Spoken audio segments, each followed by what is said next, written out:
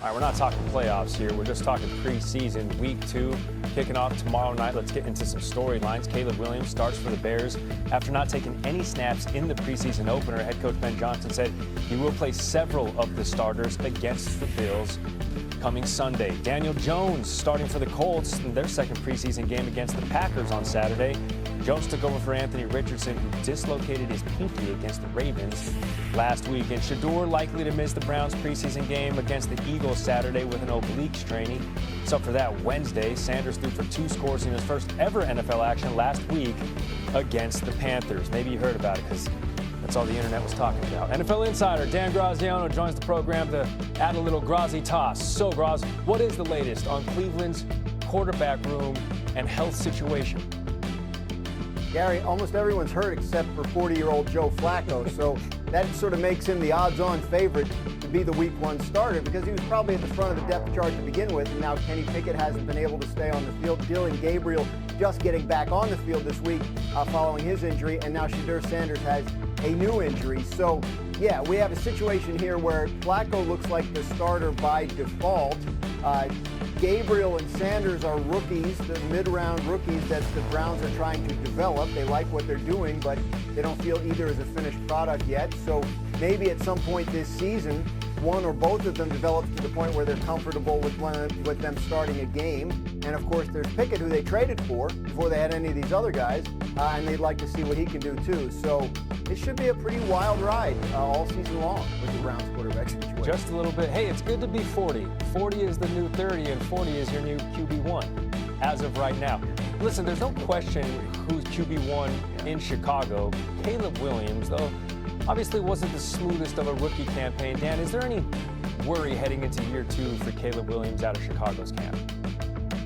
I don't think it's worry. I think that the Bears coaching staff sees this as a project, right? And he needs some refining to his game, and they are working with him on those developmental aspects. So it's a process. The best quarterback coaches will, they have mile markers, right? He has to be this by this point, or else we change the plan. We spend more time on that part of the development. So he's going to play this weekend.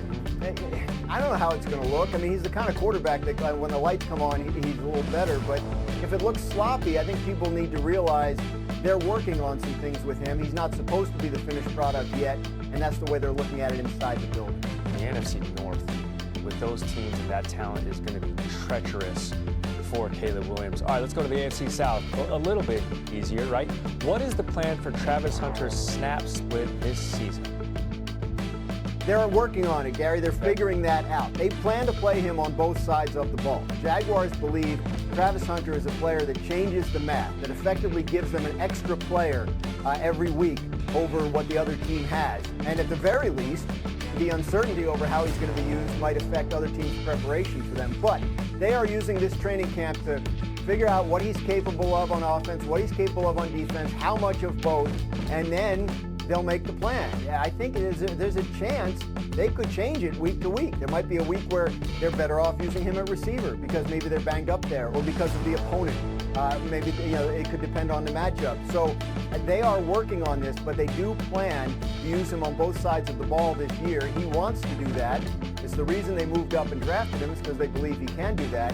How much of each is what this offseason has been for in terms of figuring that out for the Jaguars. Sure, we're going to find out soon enough. The regular season for the NFL kicking off 3 weeks from tonight. Dan Graziano, nobody stays on the pulse better than you. Thank you, sir. So just 3 weeks away now from opening kickoff between the Eagles hosting the Cowboys at the Link. Yes, it is almost here. Question is, will Micah be? The Cowboys heading back to Texas, their annual training camp trip to Oxnard ending yesterday. It remains to be seen if Micah Parsons will join them. Hasn't spoken to media since the first day of training camp, but Jerry Jones was speaking yesterday about the standstill still. What's preventing you guys from talking right now? Again, really nothing.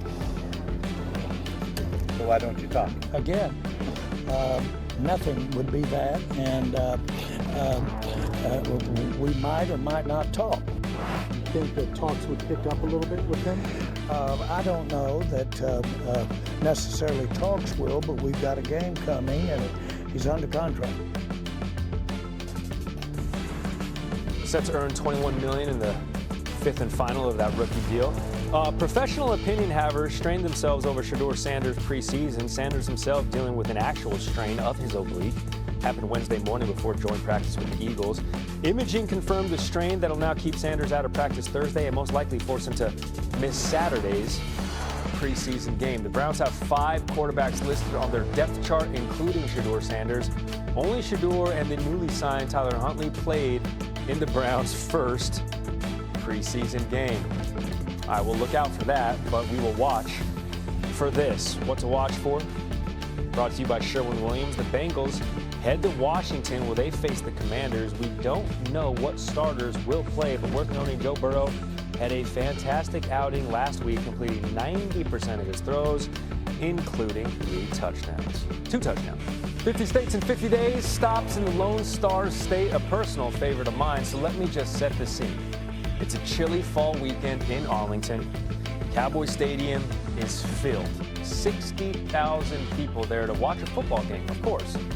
But it's a high school football game. 60,000. That's what I experienced when I worked in Texas during state championship weekend. And the only reason it wasn't 100,000 is because the upper bowl was closed. Football is just different in Texas, and so too is the talent. What's that? You want me to prove it? Okay, let's start with Patrick Mahomes. Dominated the league for the last 7 seasons, grew up in Texas, a product of Texas Tech. Guns up. Matthew Stafford went to high school, Highland Park in Dallas. In his NFL career, Stafford has thrown for 377 touchdowns, second most of any active players so far. Multiple Super Bowl wins, a Super Bowl win. Baker Mayfield has a Heisman. He grew up in the Austin area, spent 1 season at Tech before crossing state lines to Oklahoma. Speaking of number 1 overall picks, this year's first overall, Cam Ward grew up in Texas. This season, Ward looking to join Warren Moon as the only Titans players to throw for 4,000 yards in a single campaign. Cardinals quarterback Kyler Murray, I watched him win a state title at the aforementioned Jerry's World. He won a Heisman, and now, of course, he's under center in the desert. And the reigning Super Bowl MVP, Jalen Hurts, was born in Houston before making his way to Philly. Hurts ran for 72 yards in the Super Bowl, the most by any quarterback in a Super Bowl. So Super Bowls, Heismans, number 1 overall picks. The last 3 Super Bowl winning quarterbacks each attended high school in Texas. Jalen Hurts, who of course won the Super Bowl last year, came out of Channelview High School.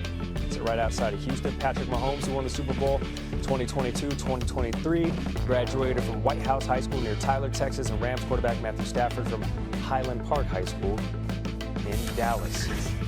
Everybody knows